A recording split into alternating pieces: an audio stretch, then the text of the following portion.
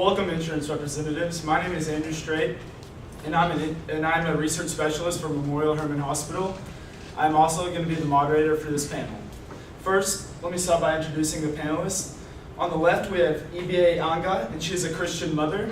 Following her, we have Alexis Corona, who is an administrative specialist for the Oregon Health Authority. To the right, we have Brennan Gilbo. He is a professor at UTMB. And following him, we have Andre Uribe, who is a hospital legal representative. The purpose of this panel is whether or not people should have the right to euthanasia. Now I'm going to go over some of the guidelines for this panel. Each panelist will be asked 2 questions, and they will have 1.5 minutes to answer each question. If they pass the time limit, I will politely cut them off and move on to the next panelist. Audience, please hold your questions until after the panel is over during Q&A. Now I'm going to start asking questions. EBA, what is your view on this topic? Hi, my name is EBA Anga, and I do not support euthanasia. As a Christian mother, our tradition has a moral obligation to care for our own life and health. And to seek such care from others recognizes that we are morally obligated to do so to the others. All available medical procedures in every set of circumstances. But that tradition clearly and strongly affirms that as a responsible steward of life, one must never directly intend to end his or her own life. And that is why I do not support euthanasia. Thank you, EBA. Now, Alexis, how can insurance companies grow to recognize the right to die? Hello, my name is Alexis Corona. I'm an administrative specialist at the Oregon Health Authority. I think that insurance companies can grow to accept euthanasia into their policies for a personal reason, which is why I feel very strongly that they should, is that there's a strong difference between suicide and the use of medical treatment for these dying. If they're going through a particularly tough or terrible illness and they're way to death, then it just helps them out. And I think that it's important because, can you repeat the question? Sure. How can insurance companies grow to recognize the right to die? So I think that there needs to be a distinction in insurance policies between suicide and use of medical assistance to help with death. And one of the ways that insurance companies can become more aware of this is by using living benefits to give some portion of their life insurance to people that are currently suffering or going through these treatments that will eventually end their life. And according to the journal article, life insurance, living benefits, and physician-assisted suicide, terminal illness benefits, dread illness benefits, and long-term care benefits are some of the benefits that can go towards helping people going through these treatments. Thank you, Alexis. Brennan, do you think a terminally ill patient should have the right to euthanasia if he or she requests it? Hello, my name is Brennan Gilbo, and I do believe that the right to euthanasia should be legalized because, number one, these patients are going through a very tough time in their life, and they're terminally ill, and they're in the dying process, and you don't want them to have the burden of there being a financial burden to their family if they're just like paying for life support and paying for health care to keep them alive as essentially a vegetable for months, in some cases a year. So they don't need that on them, that they're a financial burden. And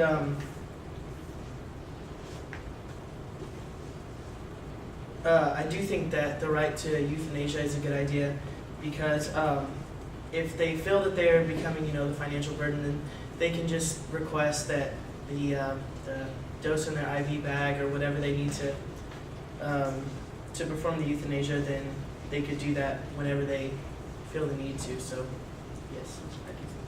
Thank you. Andre, what is euthanasia and what are some common misconceptions about it? All right, thank you, Andre. Andrew, as he said before, my name is Andre Uribe. I've been a legal representative for many years, representing many doctors in different hospitals. I wanted to say exactly what it is and weed out the different definitions that people commonly get confused over. Euthanasia is a Greek word meaning gentle and easy death. It's shortening a patient's life on the belief that they'd be better off dead than living in the current state they are in. John Keown, a senior lecturer in law and ethics of medicine at University of Cambridge, states that this is one of the most common misconceptions. So he feels like the debate is being said, but nobody knows exactly what they're arguing about. So I'm going to try and clarify it as best as I can for you real quick. There's active euthanasia and passive euthanasia. Passive euthanasia is more like a patient dying naturally after you decide to pull the plug. So if they are vegetative, or if they're in a coma, or non-responsive, or brain dead, and you would pull the plug and they would die naturally, because there's only machines keeping them alive at this point. Active euthanasia would be a deliberate action taken by a doctor, like filling the IV with a lethal dose of medicine, or in some cases, barbaric as it sounds, strangulation, suffocation, whatever needs. It's different across the countries, and it's handled differently. There's also physician-assisted suicide and the right to die. The right to die is just basically the patient's right to refuse medication that would help them. So, in turn, they would die by not receiving the assistance that they're in need of. There's also physician-assisted, which is physicians prescribing the lethal dose or providing the means. So instead of actually injecting the IV into their bag, they'll prescribe a dose of lethal barbiturates or whatever it may be that will result in the patient's death, or provide the plastic bag or whatever the barbaric, if it comes to that point, means may be. So yeah, that was basically me trying to clarify the arguments. Thank you, Andrew.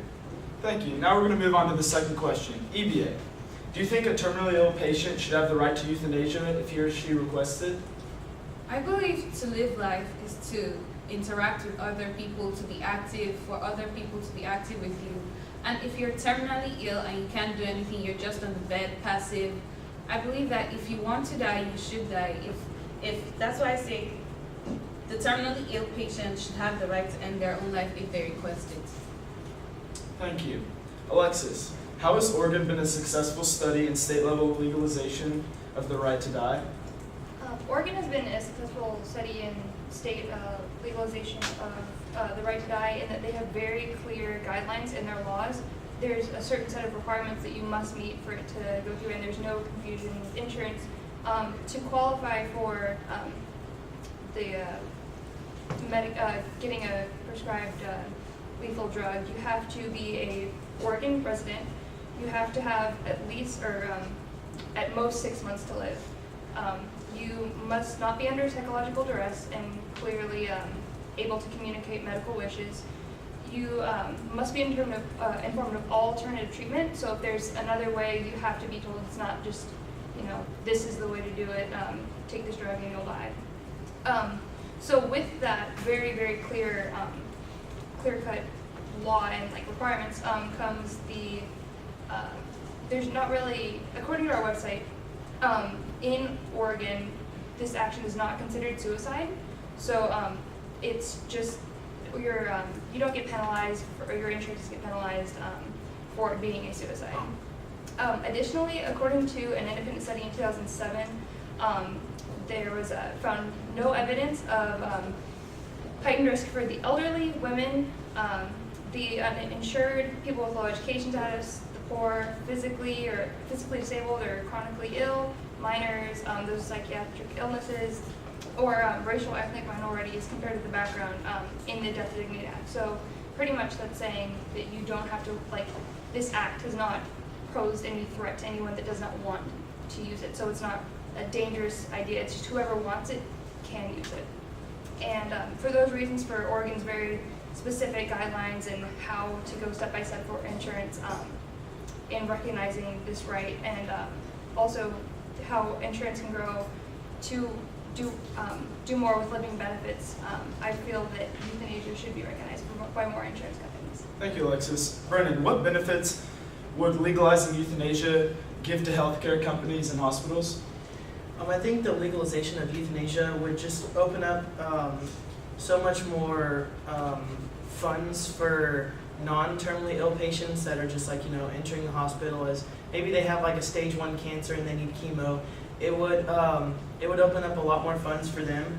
And if you look at the figures, they just don't lie. The New York State Department of Health stated that the cost of proper health care for about 4 to 6 months for a patient that's terminally ill is about $35,000 to $40,000, and the cost of drugs for an assisted suicide is about $35. So if you look at the figures and just analyze everything, it's pretty much a no-brainer to legalize euthanasia because it would not only save money, but also the New York State Department of Health stated that the care provided to dying or very ill patients, not just their treatment, is expensive and demanding for healthcare professionals. So it would open up like doctors and nurses who are caring for these terminally ill patients that could be, spending their time on other patients that can be cured. Not to say that these patients aren't unimportant, but there's other resources that they could be directed to. So for these reasons, for the money saving and for the demand for healthcare professionals, I believe that euthanasia should be legalized. Thank you, Brennan. Andre, why are you against euthanasia? Well, as a lawyer for many hospitals and doctors, I have to come about these issues every day with patients who request something like this. And the matter is basically that every pro-euthanasia advocate's argument has been flawed that I've seen so far. Proponents for euthanasia seek to have Proponents for euthanasia seek to have euthanasia and assisted suicide considered medical treatment. So this means that in saying that you don't provide euthanasia or physician-assisted suicide, that you are discriminating against whoever is offering it. And that's according to Patients' Rights Council. So with many of the arguments, they say it's cost containment. And I think that's completely against what doctors' job is, what they legally have to do. They're saying cost containment. Walter Dillinger, the Solicitor General, says the least costly treatment for any illness is lethal medication. When you look at it that way, you see that that their argument saying that it's cost containing, like if you can be using your resources better on a patient that's more likely to survive, that's completely against the doctor's code of ethics, which is, of course, first, do no harm. That's the major one that goes against euthanasia. But also, like, if you want it to be a readily available treatment, many sick people may find it more beneficial to end their life rather than seek readily available treatment. Like, if there's a $35 euthanasia fee, and as opposed to my $35,000 medical costs, of course there's gonna be people who are saying, I'd rather die than put this on my family, put this burden on my loved ones. And that's something that doctors have trouble believing in because they're not supposed to be advocating that. So there's a circle between right to die and do no harm where there's a lot of legal troubles possible for everyone involved, especially the doctors, the hospitals. And that's why I am completely against the pro-euthanasia. Well, thank you, Andre. And to wrap things up, over here, EVA talked about why euthanasia should only be available to people who are terminally ill by stating all the ethical issues involving it.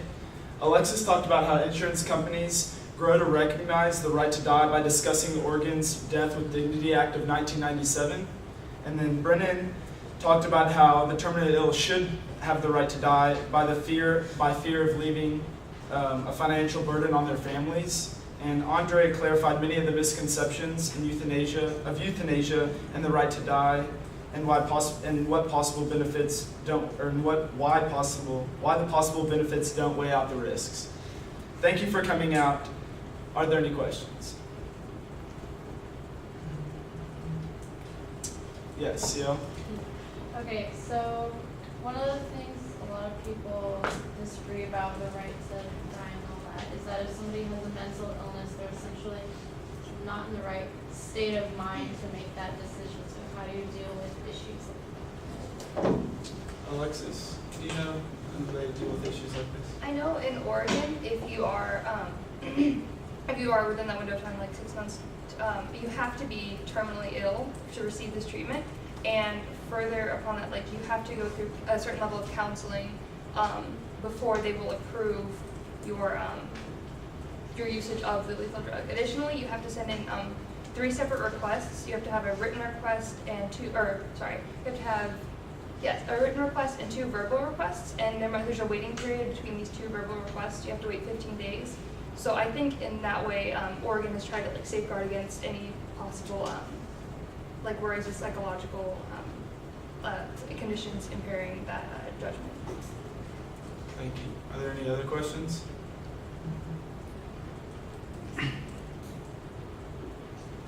Yes. Is there like a time frame to determine what a terminal disease is? Like you were expecting to die in a certain period of time?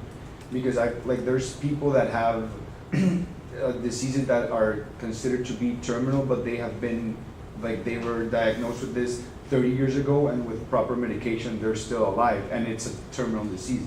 So how would you determine?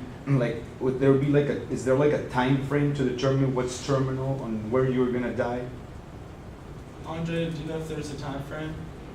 Well, like Alexis said, they have a 6-month or less with the Organ Act, but since there's nothing been really in place yet, we don't have a time limit. There's also the difference between how I would say, which is another confusion, if they're terminal or that's another thing with the definitions. We have patients that are, if they're terminal to where they just got their, they were told they're terminal and they have this much to live, if they want to do that, or if they're in pain and they want to do it, or if even they're just, they're in a vegetative state. So it all depends on that, and also legality with the family, how they want to deal with it if the patient is not able to make their own requests. Are there any other questions? Yes. Are there different considerations for diseases that, there are many diseases that are considered terminal, right? Cancer, Alzheimer's, Lou Gehrig's disease, stuff like that. Cancer is a disease that, yes, though it's terminal, you can be medicated, radiation, different medications where you can recover. But then there are diseases like Lou Gehrig's disease and Alzheimer's where sometimes, there's a very, very, very slim chance where you'll ever recover. You're just going to keep getting worse and worse and worse. Are there considerations where diseases that are there's a no turning back point where they might more easily allocate a ruling of you're allowed to have assisted suicide? I saw a movie once about a guy with Lou Gehrig's disease who knew that he would lose the ability to talk, swallow, stuff like that, and it was inevitable. You can't take a medication or it could go away. And he had to travel overseas in order to euthanize himself. Are there separate, decision-making processes for diseases that are known to be terminal, and not just guessed to be terminal like cancer? Brennan, do you know if there's any separate requirements or? I think that really goes back to the whole, I know you said the guy went overseas and everything, but with the Organ Act, they have to be in a conscious state of mind, and with the verbal request and the written request, they have to be able to request that. And so I don't think there's really a guideline between which diseases are terminal and which aren't. I think it's just more of what state they're in at the time that they request. Cool. Thank you. Can I add on to the point real quick? Sorry. I just think that I know for the Organ Act specifically, it's once the condition has progressed far enough along that there are, because like you said with cancer, you can use chemotherapy, you can use many different treatments, but I think it's once it's reached a stage where it's just, there's a very, very slim chance, and it'd be practically a miracle. Like in the case of, I can't remember her name off the top of my head, but she's a woman from San Francisco, and she moved to Oregon to have her death date picked because she had brain cancer. I think this is in the news the past 2 weeks. She knew that it was going to be, that she was already at that point, she was already in that 6 months period by that time, but I think that in the United States right now, it's a little hard to sort that time period up because we want to safeguard against any legal troubles with someone saying, I'm going to die eventually, why can't I just die now? So right now, I think in the United States, it's strictly, it's also legal in Vermont and Washington, and as far as I'm aware, it's that 6 month, but like you said, overseas, it's a little different, but that's a different monster. Yeah, of course. Well, thank you all for coming out today.